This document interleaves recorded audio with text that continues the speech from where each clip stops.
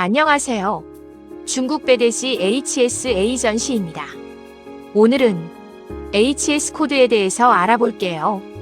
중국에서 상품을 수입하는 과정에서 가장 많이 놓치는 요소 중 하나가 HS 코드입니다. 보통은 공장 단가, 최소 주문 수량, 물류비 납기, 일정 등에 먼저 신경을 쓰다 보니 HS 코드는 통관 단계에서나 확인하는 경우가 많습니다. 하지만 실물을 조금만 경험해보면 HS 코드 하나로 전체 수입 구조가 달라질 수 있다는 점을 체감하게 됩니다. HS 코드는 국제적으로 통용되는 품목 분류 번호로 단순히 세관 신고를 위한 숫자가 아닙니다. 이 코드에 따라 관세율이 결정되고 수입 규제 여부, 인증 대상 여부까지 함께 판단됩니다. 즉, HS 코드는 비용과 리스크를 동시에 결정하는 기준이라고 볼 수 있습니다. 특히 중국 수입의 경우 품목이 다양하고 유사 상품이 많아 코드 판단이 더욱 까다로운 편입니다. 실무에서 가장 흔한 문제는 중국 공급처가 안내한 HS 코드를 그대로 사용하는 경우입니다. 중국 내 통관 기준과 한국 세관 기준은 세부 해석에서 차이가 발생할 수 있는데 이를 고려하지 않고 신고하면 세관에서 재분류가 이루어질 가능성이 높습니다. 이 경우 추가 관세가 부과되거나 이미 책정한 원가 구조가 흔들리는 상황이 발생할 수 있습니다. 또 다른 문제는 비슷한 상품이면 HS 코드도 같을 것이라는 오해입니다. 예를 들어 동일한 플라스틱 소재라 하더라도 완제품인지 부품인지 산업용인지 생활용품인지에 따라 코드가 달라집니다. 실제로는 미세한 용도 차이 하나로 관세율이 몇 % 이상 차이 나는 경우도 적지 않습니다. 이 차이는 반복 수입이 누적될수록 상당한 비용 격차로 이어집니다. HS 코드는 각종 인증과도 밀접하게 연결되어 있습니다. 특정 코드로 분류되는 순간 KC 인증, 전기용품 안전 인증, 위생 관련 서류 제출 대상이 되는 경우가 있습니다.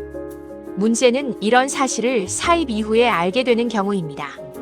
이미 생산이 완료된 상품이 인증 문제로 통관이 지연되거나 추가 비용을 들여 인증을 진행해야 하는 상황이 발생하면 손실이 커질 수밖에 없습니다. 따라서 HS 코드는 단순 검색이나 공급처 안내만으로 결정하기보다는 국내 통관 기준을 중심으로 검토해야 합니다.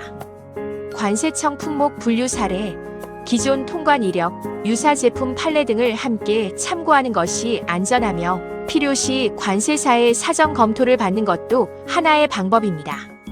특히 장기적으로 반복 수입을 계획하고 있다면 초기 코드 설정이 이후 모든 거래의 기준이 되기 때문에 더욱 신중해야 합니다. 중국 수입에서 경쟁력은 단가만으로 결정되지 않습니다. 보이지 않는 숫자 하나가 물류비, 관세, 인증, 비용, 일정 리스크까지 좌우한다는 점에서 HS 코드는 반드시 관리해야 할 기본 요소입니다. 수입 구조를 안정적으로 가져가고 싶다면 HS 코드를 통관용 번호가 아니라 전략 요소로 인식하는 것이 중요합니다.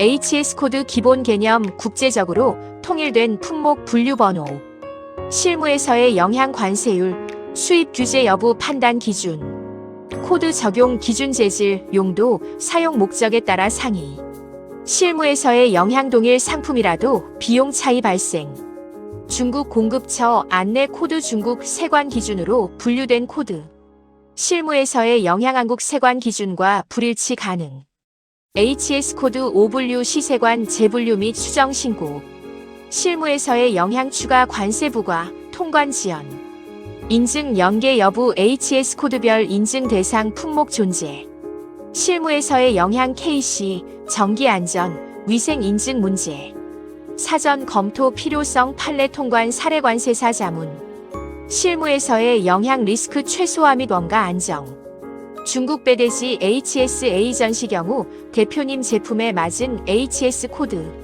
적용으로 인해 불필요한 비용이 청구되지 않게 업무 진행합니다. 언제든지 문의사항, 요청사항 남겨주세요. 감사합니다.